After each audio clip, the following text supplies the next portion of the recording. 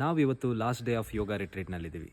ಮೊದಲನೇ ದಿನದಿಂದ ನಮ್ಮ ಸಂಕಲ್ಪ ಸಿದ್ಧಿಗೋಸ್ಕರ ಒಂದು ಸೇಕ್ರೆಡ್ ಹವನದಿಂದ ಶುರು ಮಾಡಿ ನಮ್ಮ ಇಂಟೆನ್ಷನ್ಸನ್ನು ಸೆಟ್ ಮಾಡಿಕೊಂಡು ನಾವು ಯಾಕೆ ಇಲ್ಲಿ ಬಂದಿದ್ದೀವಿ ಅಂತ ತಿಳ್ಕೊಂಡು ಎರಡನೇ ದಿನದಲ್ಲಿ ನಮ್ಮ ಆರೋಗ್ಯ ಸಮಸ್ಯೆಗಳಿಗೆ, ಜೀವನದಲ್ಲಿ ಆಗ್ತಿರುವಂತಹ ಚಾಲೆಂಜಸ್ಗಳಿಗೆ ರೂಟ್ ಕಾಸನ್ನು ಅನಲೈಸ್ ಮಾಡ್ತಾ ಅದರೊಟ್ಟಿಗೆ 3 ಬೇರೆ ಬೇರೆ ಥರನಾದ ಧ್ಯಾನದ ದೀಕ್ಷೆಯನ್ನು ಪಡ್ಕೊಳ್ತಾ ಫಾಸ್ಟಿಂಗ್ ಮತ್ತು ಸೈಲೆನ್ಸ್ ಕಾಂಬಿನೇಷನಲ್ಲಿ ನಮ್ಮನ್ನು ನಾವು ಇಂಟ್ರೋಸ್ಪೆಕ್ಟ್ ಮಾಡ್ಕೊಂಡ್ವಿ.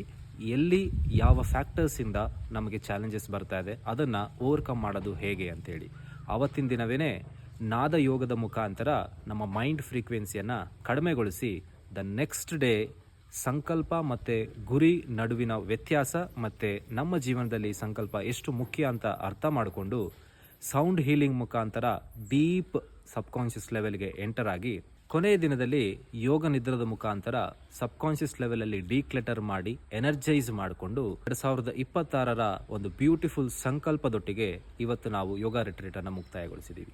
ನಿಮಗೆ ಅನುಷ್ಠಾನ ನಿಮ್ಮ 2026ರ ಸಂಕಲ್ಪ ಅಥವಾ ಗುರಿ ಏನು? ಕಮೆಂಟ್ ಸೆಕ್ಷನಲ್ಲಿ ತಿಳಿಸಿ.